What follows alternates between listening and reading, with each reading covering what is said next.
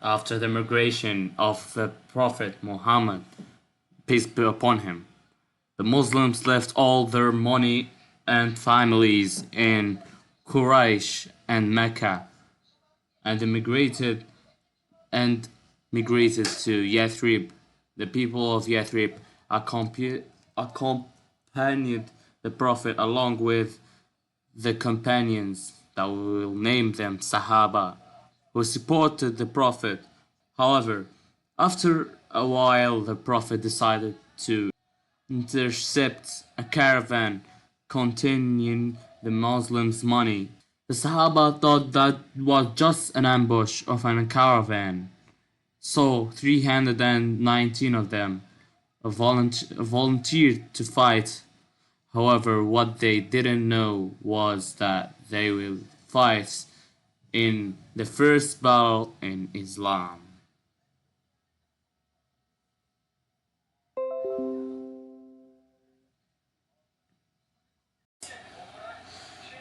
The Prophet Muhammad sent Talha ibn Ubaidullah and Sa'd ibn Zayd to the north to investigate the matter. They reached an area called Al-Hawra and stayed there until Abu Sufyan ibn Harb passed by them with the caravan. They hurried to Medina and informed the messenger Muhammad of the news. Prophet Muhammad called Sahaba to go out and said to them, "This is the caravan of the Quraysh, in which is their wealth, so go out to it. Praise God will give you its spoils." However, the Messenger Muhammad did not urge anyone to go out because he didn't expect that he would be going out to fight in the battle with Quraysh. Therefore, many of the Sahaba stayed behind in Medina, and he did not denounce anyone for staying behind the raid.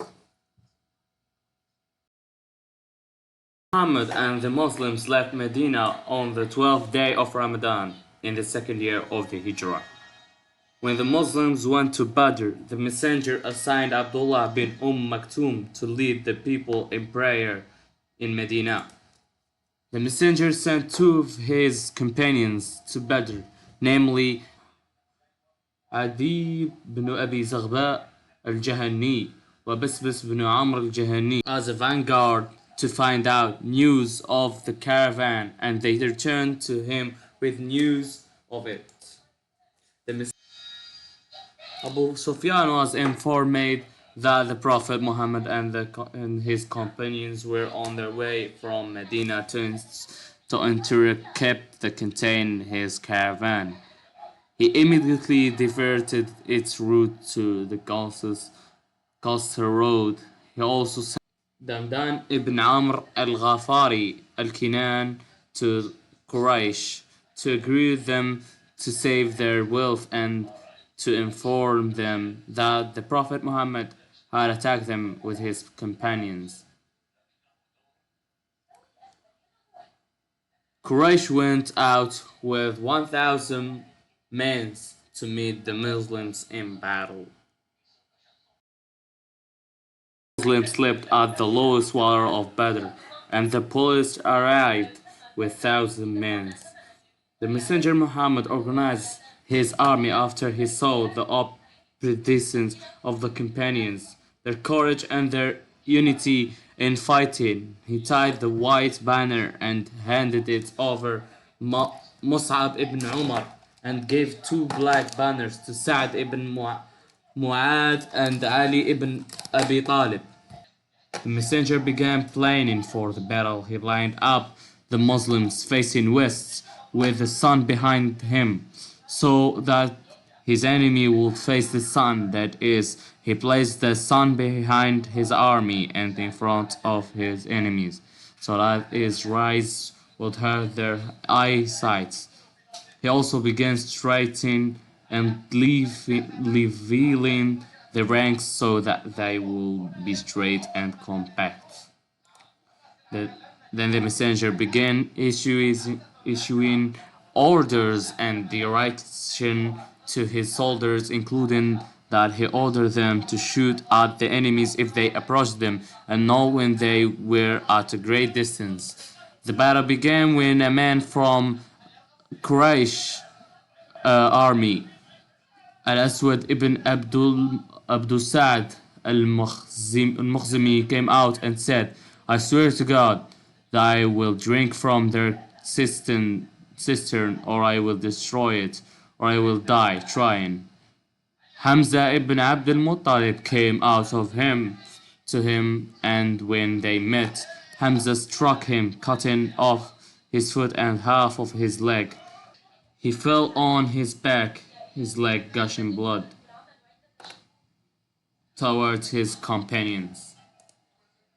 When Quraysh army saw the killing of three who had gone out to duel, they became angry and attacked the Muslims in general attack. The Muslims stood firm and stood their ground, standing in a defensive position and shooting arrows at them, as the Prophet had ordered them to. The Muslim slogan was one on, one, or Uhudun Uhud.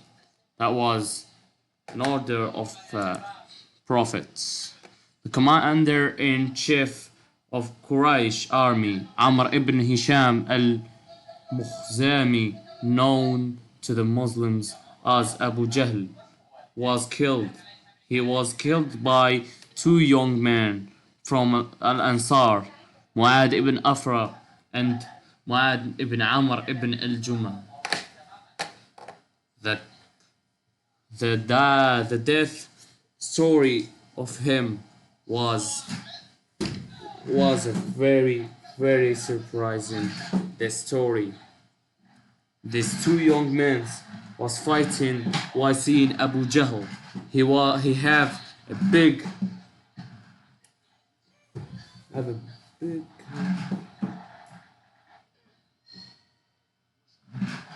he was big and tall, but they wouldn't go. They have to kill him. They remember the word of their mom saying, don't don't get back to home and you're not killing Abu Jahl. When they start fighting him, they cut off his his neck. But as I said, he was tall and very tough. So he just got injured. But he cut off the hand of one of them. Cut off Mu'ad's neck. Cut off Mu'ad hand. Not really cut it off, but it was like it was cut off. And the thing is, what the Mu'ad did is generally you wouldn't see it. We wouldn't see it in this generation. He he he he take his hand under his foot and scratch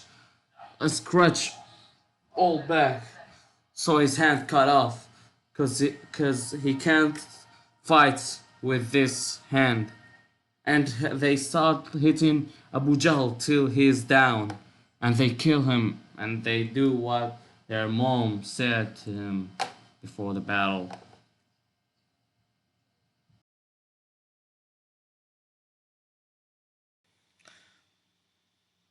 So we tell the story of the first battle in Islam, Battle of Badr, or the Battle of Furqan.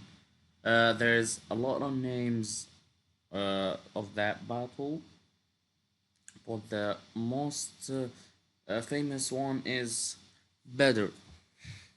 We'll talk about the how the messenger prepared the battle, prepared the strategy, the arrows, and everything. I tell the story by a strategic vision, not the divine vision, because divine it's just like a divine thing, a Muslim thing. If I will take it for Muslim, my channel is an Islamic, but I'm Muslim and I believe with this divine things, but our channel is historical, and we're talking historically. We talk about the strategy of the arrows and slowing the footmans and everything. That's everything for now. That's everything for that battle. There's thing I should say that they were killed 13 marchers in the Muslim side, and 17 killed from the Quraysh side, and they were taking 17 prisoners with Muslims. I will say to you goodbye and everything. Tell me if you want another battle in the future. Goodbye.